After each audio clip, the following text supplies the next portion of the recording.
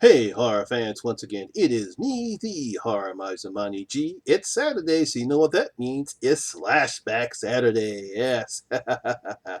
Now, for this Slashback Saturday challenge, Joe the Horror Man said that we had to pick a slasher that had the word day or the word night in the title, or it had to be somewhat part of the title, like Friday the 13th or A Nightmare on Elm Street. Now, obviously, I decided not to pick that one, but I did find one, and that's going to be the original Prom Night. Yes. Now, Prom Night was a 1980 Canadian slasher film that was directed by Paul Lynch and was written by William Gay. It starred, then famous screen queen Jamie Lee Curtis, and before he became the incredible bumbling Lieutenant Frank Drublin of Police Squad, Leslie Nielsen.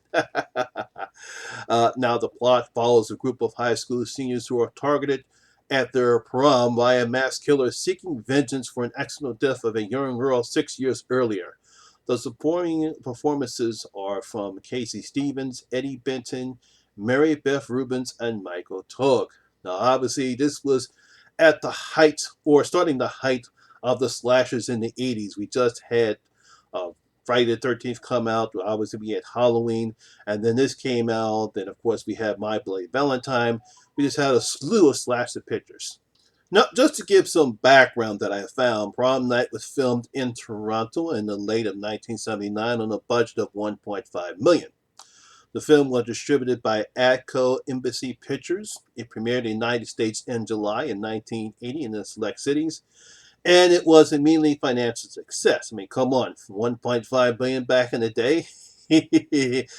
Obviously, easily remade its money. I believe it grossed 15 million in the United States. Now, of course, then 15 million now that's minuscule now, but back then that was a lot of money.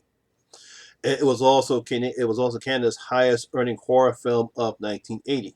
Now, critic reactions to the film varied. Now, obviously, back in the time, the two most famous critics were Roger Ebert and Gene Siskel.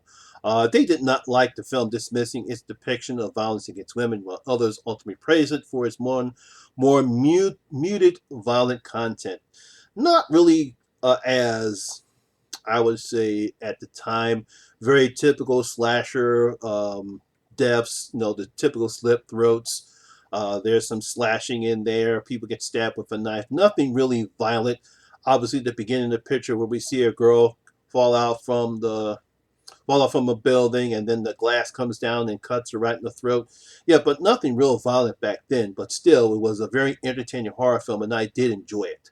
Now, everyone knows who haven't seen this film. Starts in 1974. We have 11-year-olds Wendy Richards, Jude Cunningham, Kelly Lynch, and Nick McBride play a hide and seek game in an abandoned convent. Basically, it was some type of game where they have to catch the killer. When 10-year-old Robin Hammond joins them, the group starts teasing her and repeating "kill, kill, kill," leading to a scared Robin to actually fall to her death through a second floor window. Now, they basically find her. They shout, "Kill her, kill her, kill her." She gets scared. She falls out the window and falls to her death. They gets out. The children make a pact not to tell anyone what happened to keep the secret, and they leave. Unfortunately, we see a shot of an unseen person witness the whole thing over Robin's death. 6 years later, in 1990, Robin's family attend to her memorial at the anniversary of her death. We have Robin's teenage sister, Kim, played by Jamie Lee Curtis, and her fraternal twin brother, Alex, are preparing for the school prom held that evening.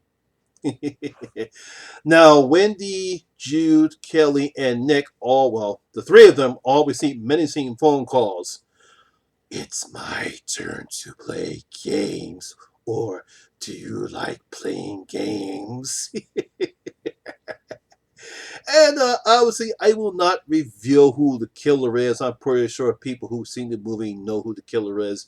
The killer goes around and he starts killing off all the people who were responsible for Wendy's death. And that's all I'll say about the movie right now. I won't reveal who the killer is. I'm pretty sure the people who have seen the movie before know who the killer is. I just enjoyed the movie. Now, as I stated before, Prom Night was a nice horror picture. It was a nice slasher picture. Not much violence in it. We do get the typical teenage cliches in here in this. While we have this little back and forth between Wendy and I think her name was Wendy and Jamie Lee Curtis's character. They used to date the Wendy character used to date Jamie Lee Curtis's boyfriend, and they're at this dance, and she thinks Wendy's going to get him back. I really enjoyed that little nice side of way. And of course, in the background, Leslie Nielsen, who's the principal at the school, is also dealing. No, not Leslie Nielsen. There's a serial killer that escaped, and we all think he's the one doing the killing, but we all know that's not true. That's how they did horror movies or slashers back then.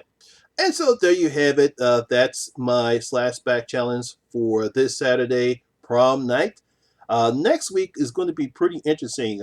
Joe the Horror Man said that we'll have to find Anchor Bay, which released a bunch of slashers back in the day, whether it's theatrical release, but mostly they did it through DVDs or VHS. Now, of course, I rented my fair share of Anchor Bay releases, whether it be at Blockbuster Video or the store that I went to, Earl's Video Store, back in South Philly back in the day. Rented a whole bunch of them. So next Saturday we have to find a slasher that was released by Anchor Bay. Now, it could have been released by another company. It could have been one of the major studios, but then when it came to DVD or VHS, Anchor Bay released it. They distributed it out. So it'll be interesting to find out. I have to find a good one too. A slasher that was released by Anchor Bay. And so that's my Slashback challenge for this Saturday. I hope you all enjoyed it. And once again, I want to thank Joe the Horror Man for coming up with these Slashback challenges. If you want to take a challenge, hey, look, you can go on ahead.